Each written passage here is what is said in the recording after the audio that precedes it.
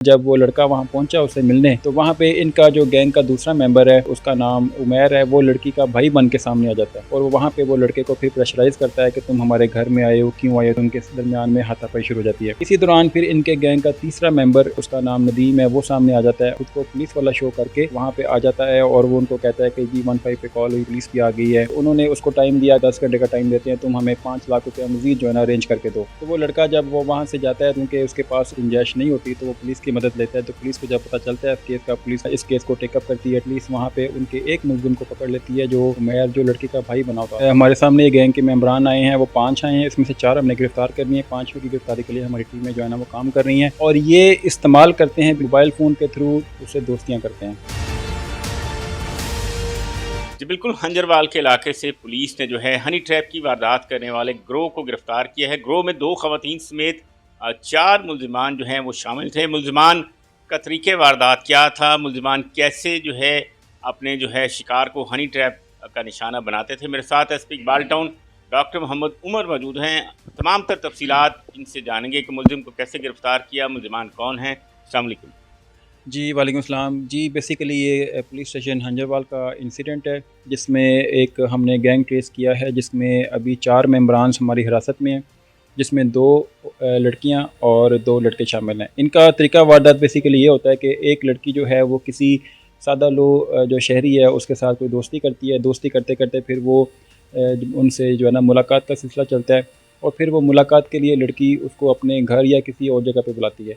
अभी इसमें इस केस में ये हुआ कि इस लड़की ने जो लड़का है उसको अपने घर बुलाया, एलडीए सोसाइटी, और वहाँ पे जब वो लड़का वहाँ पहुँचा उससे मिलने, तो वहाँ पे इनका जो गैंग का दूसरा मेंबर है, जो उसका नाम उमैर है, वो लड़की का भाई बन के सामने आ जाता है और वो वहाँ पे वो लड़के को फिर प्रेशराइज़ करता है कि तुम हमारे घर में आए हो, क्यों आए हो तुमने? वो इस तरह से उनके दरमियान में हाथापाई शुरू हो जाती है। इसी दौरान फिर इनके गैंग का तीसरा मेंबर, वो उसका नाम नदीम है, वो सामने आ जाता है और वो उस जो है ना पुलिस वाला, खुद को पुलिस वाला शो करके वहाँ पे आ जाता है और वो उनको कहता है कि जी 15 पे कॉल हुई थी और यहाँ पे जो है ना पुलिस भी आ गई है और यहाँ पे क्या मामला हुआ है। और उस दौरान वो फिर लड़के को पूरा जो है ना प्रेशराइज़ करते हैं, ब्लैकमेल करते हैं कि अब ये पुलिस केस बन चुका है, अब तुम यहाँ पे आए हो, इस घर में आए हो और किस नीयत से आए हो, क्या करने आए हो? तुम लड़की के साथ कोई बदअखलाक़ी करने के लिए आए हो। और फिर वो जब उनको उसकी वीडियो बना लेते हैं, उसकी तस्वीरें उतार लेते हैं, उस पे तशद्दुद भी करते हैं। इस सारे सिनेरियो में जो लड़का है वो ऑलरेडी बहुत प्रेशराइज़ हो जाता है। फिर वो कहते हैं कि अगर बात ख़त्म करनी है तो जो तुम्हारे पास चीज़ें हैं वो भी उससे ले लेते हैं और फिर उसे कहते हैं कि ये ईज़ी पैसा अकाउंट है या ये एक जायज़ कैश है, इस पे वो मज़ीद उससे पैसों का मुतालबा करते हैं। अब वो लड़का वहाँ पे इमीडिएट अपनी जान छुड़ाने के लिए अपने दोस्तों से रब्ता करता है कि मुझे फ़ौरन इस अकाउंट पे पैसे भिजवाने हैं।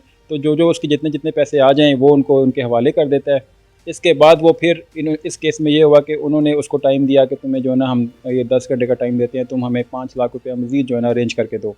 तो वो लड़का जब वो वहाँ से जाता है तो फिर वो, चूँकि उसके पास गुंजाइश नहीं होती, तो वो पुलिस की मदद लेता है। तो पुलिस को जब पता चलता है इस केस का, पुलिस फ़ौरन जो है ना इस केस को टेकअप करती है। टीम बन जाती है हमारी, एसएचओ हंजरवाल जो है और जो चौकी इंचार्ज है वो उस केस पे काम करते हैं। वो जो लेकिन इस टाइम पे मुल्ज़मान जो है उनको पता चल जाता है कि पुलिस इन्वॉल्व हो गई है, तो वो वहाँ से ठिकाने से वो वहाँ से निकल जाते हैं और अपना मोबाइल बंद कर देते हैं।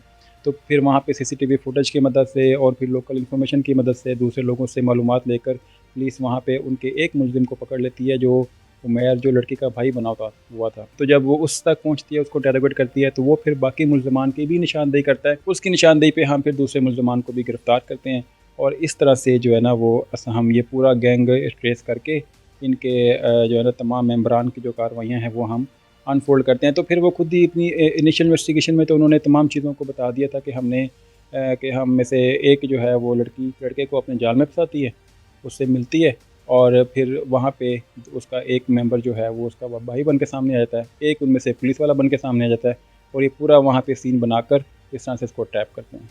सर, नाज़रीन को ये भी बताइएगा कि ये साबका रिकॉर्ड याफ्ता हैं, इनके खिलाफ मुकदमा दर्ज हैं। ये एक टोटल गैंग के मेंबरान कितने थे, कितने आपने गिरफ्तार कर लिए और इनका तरीका वारदात क्या, सोशल मीडिया था या मोबाइल फ़ोन के ज़रिए जो है ये अपने शिकार को फंसाते थे? इस वक्त जो हमारे सामने ये गैंग के मेंबरान आए हैं वो 5 आए हैं, इसमें से 4 हमने गिरफ़्तार करनी है। 5वें की गिरफ़्तारी के लिए हमारी टीमें जो है ना वो काम कर रही हैं और ये इस्तेमाल करते हैं बेसिकली मोबाइल फ़ोन के थ्रू, उससे दोस्तियाँ करते हैं।